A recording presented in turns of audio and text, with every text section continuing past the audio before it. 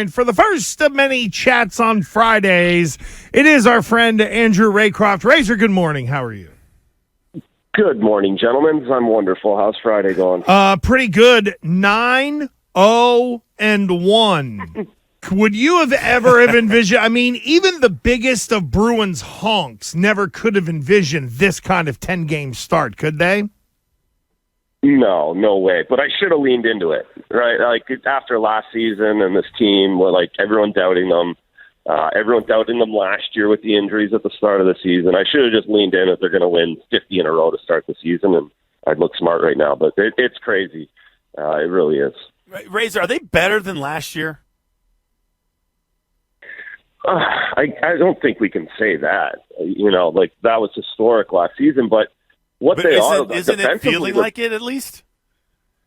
Yeah, it is, and it's defensively they're better, which is hard to imagine. Their goaltending's better, which is again hard to imagine. So they're better. They're better. All right, I'll give it to you. I want you just to say it. I want you to say it. I feel like there's this apprehension and fear based on what happened last year, and for fans and people who cover the team to get overly excited about such a quick start. There is a little bit. It's certainly holding back a little bit, and I think you just want to continue to see more. But yeah, you're right. They're better than they were last year. Their standings say they are. Their points say they are, and they're better right now. Well, I don't know. I know Fourier's just beating you up to get what he wants, so then we don't have to talk any more hockey, for God's sake. No, but seriously. That's not true. No, but here's the thing. Of questions. But here's the thing.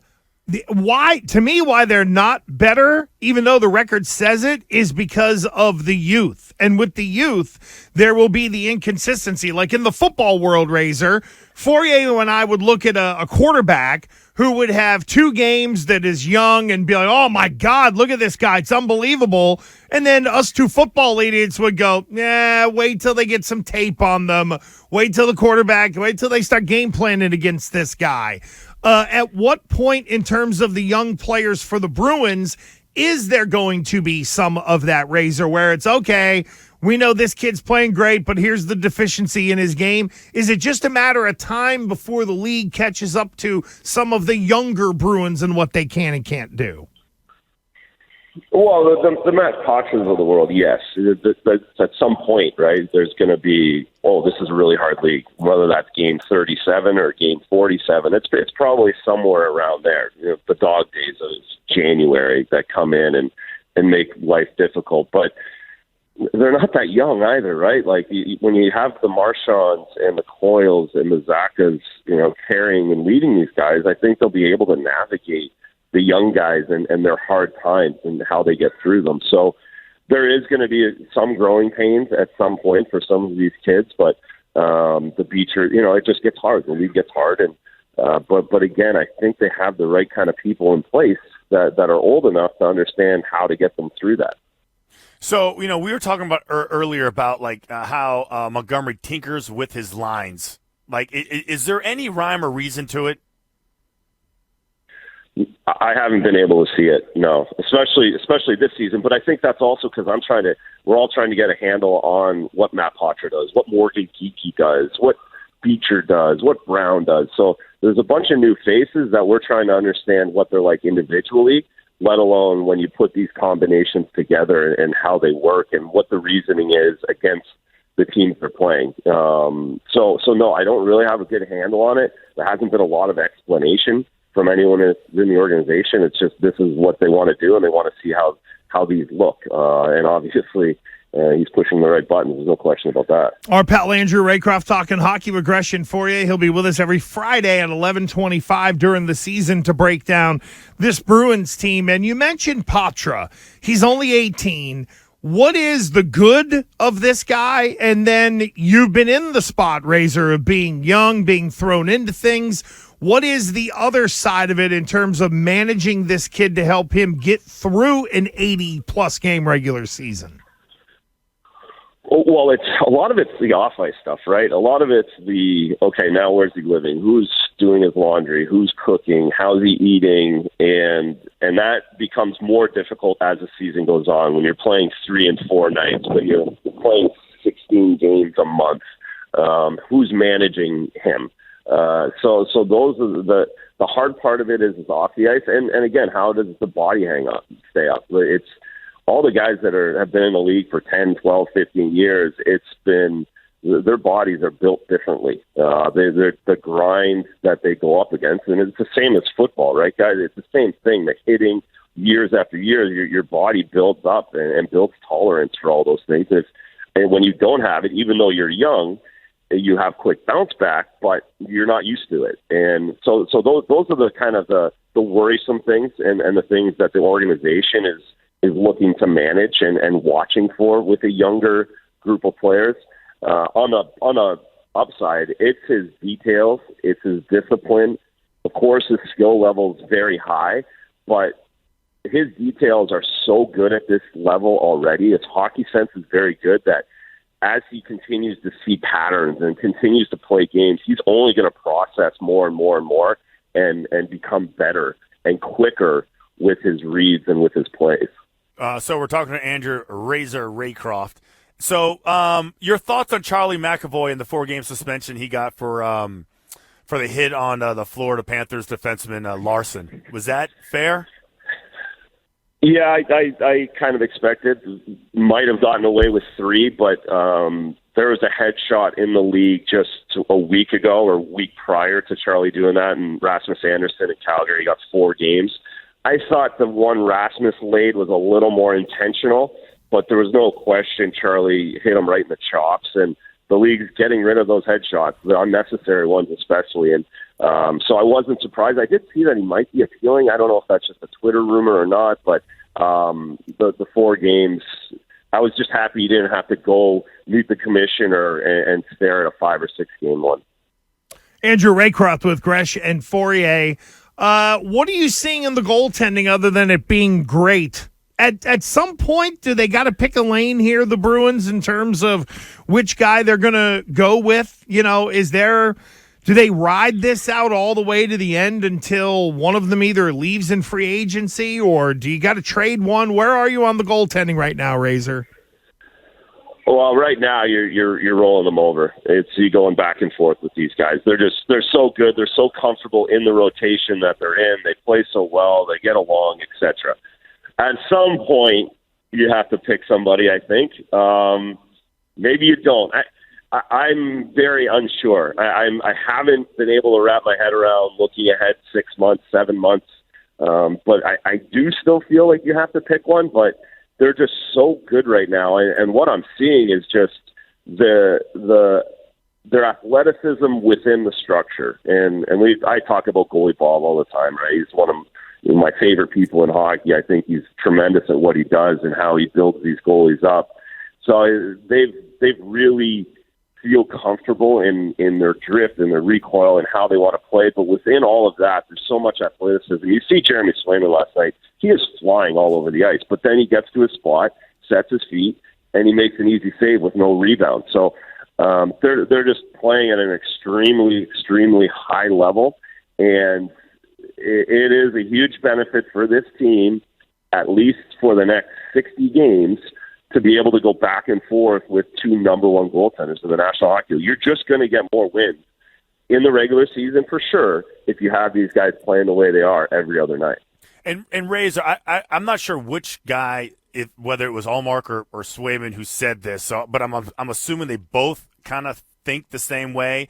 They don't want to be predictable. I'm curious. What does that mean for a goaltender? Like when a goaltender says, I don't want to be predictable, what does that even mean? Well, that means they don't want to get caught flat-footed in certain situations. They don't want to be going out at pucks in certain situations. They Do don't want to goalies get have caught. Tells? Do they have tells? Is that for sure? Yeah. Yeah, there is. And players, there's so much video now, right? That there's analytics on where goalies get scored on and where the tendency is to score on this goalie X or the other goalie. This goal, and in Swayman's case or in Omar's case, okay, we want to come down the wing and fake a shot and get it across the midline because we know Swayman's out too far. He gets his feet set, and we can take advantage of that. So that's a predictability. That's something they don't want to have in their game.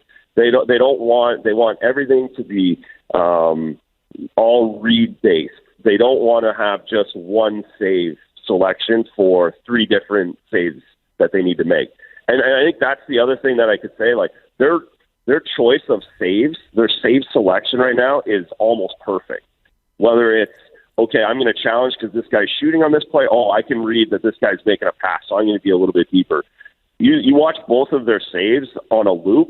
They're making it 2 feet outside of the crease. They're making it on the goal line, the same kind of shot. So I think that predictability is kind of the way they make saves and the different choices they made to make the saves. Did you personally have like a side that you favored, a technique that you favored? Like, how did it work for you? Yeah, I would be, and there wasn't as much tendency back when I played. It was the game was a little more straightforward and down the wing and take a slap shot. I mean, my kids laugh at all the old games we play. They're like, look at all the slap shots everyone's taken. Why did everyone take slap shots? No one takes slap shots anymore. So, but as the game kind of changed and as my career went on, I had to change because I would get too aggressive. So I would get my feet stuck at the top of the crease. And then once people started making more passes and fake shots and crossing midlines, I didn't have that recoil that the guys talk about all the time, that little bit of drift in my game. I always wanted to go forward. So I would say the book on me was get him to get his feet set and then make a pass or make a play. Razor, I hope I'm saying the guy's name right. Mason Larai came up last night, played great. He looked as young as you did in that commercial with Patrice Bergeron. Good Lord. What did you make of him last night in the debut?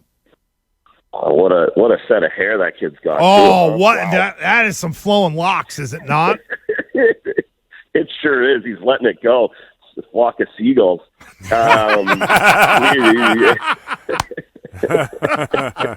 His game is good, and he it's funny. The thing that stands out is just how long he is. Yeah, he's baby faced. He's really young, but then he gets on the ice and you recognize how long his stick is and how well he skates for a really big person, really long person. His ceiling is extremely high. I think we saw that yesterday. Of course, as a defenseman, there's a little more growing pains. You have to learn a little bit more, but the way he played against a really potent Toronto Maple Leafs last night was quite impressive, a great debut. And again, that's another guy you can tell he is going to learn quickly because of his skill level and his hockey sense, and he's really going to improve quickly when he's playing against higher caliber players. Okay, last one for me, because back to like big picture type question, Razor, with Montgomery and this team.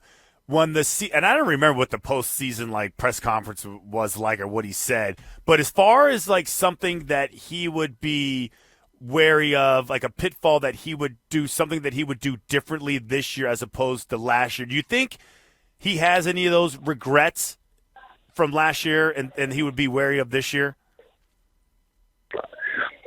Come playoff time, yes, for sure. I think there's, I think there's, and I don't know exactly what they are. I don't think he verbalized them. Again, once that last goal went in overtime, I think everyone just flipped off. Like, who cares what he says in his post-game interview is probably my thought process. I just wanted to not think about it again.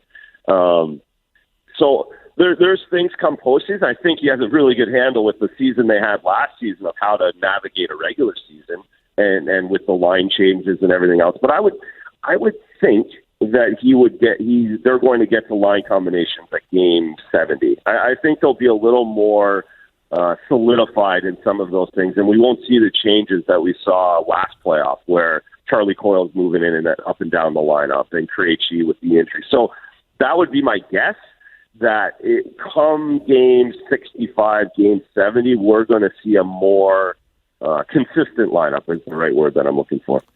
Razor, best story in hockey outside of the start that the Bruins have gotten off to. What is it? It might be. There might be a Boston connection to this. Is the Hughes brothers? The three Hughes brothers. Their dad was an assistant coach for me here in Boston, and right now their son Jack in New Jersey is a Hart candidate.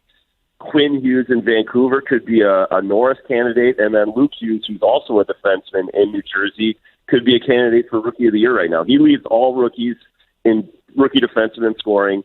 Quinn Hughes leads all defensemen in scoring, and Jack Hughes leads the league in scoring. So that's a pretty cool story, pretty interesting story, and I gave you a little bit of a Boston connection. I love it. I love it. And maybe that instead of the tickle trunk, because Foyer, I know it was on the old show, but it was around Halloween that we said to Razor, "Oh, what are you going to be for Halloween?" He said, "I got to go in the tickle trunk." We were like, "What the hell is that?" It was just a weird Canadian saying for Halloween costumes or whatnot, and we didn't go down that road with him. But maybe that's what it is. What is Razor's big story in the NHL instead of you stuffing people in the tickle trunk? I love it. I like it. Let's get it. I want Fourier to come up with a jingle, though. The hockey talk, Vic jingle, something. We need a jingle for it. I want Fourier's creativity. Yes, and we have. I keep forgetting to have Nick play the hockey talk intro for you when we do Jock Itch, Gresh. Is you miss this. We whenever we talk hockey, whenever we take a hockey call, we play the hockey talk intro music, and and Razor loves it. And I personally sang it, which makes it even better. Oh, Lord. Back to the singing again. Yes, we do have to mix that in a little bit more on Friday mornings. Thank you, brother. We appreciate you. Glad you're back. Looking forward to talking with you every Friday. Thank you, friend. Every Friday, Razor, till June. Oh, are you going to make it? Amazing. Are you going to make it? One day you got to come in. Oh, here we go. Oh, I love coming in. I love coming in. Yeah, for sure. Let's get his little butt in here. Give us I an don't hour. want this poor bastard's got to drive in here for 15 minutes or whatever. Like it's not like he's going to sit and eat pizza with Jaffe over at NESN. You know what I mean? You know who will do? We'll He'll find come days on when I'm driving by. We'll find the days when I'm driving by. And then he can make a bet in the parlay, because the parlay is always going to be right after his segment. Oh, boy. Razor, thank you, buddy. I like that, too. We'll see. Thanks, buddy. There goes our friend Andrew Raycroft.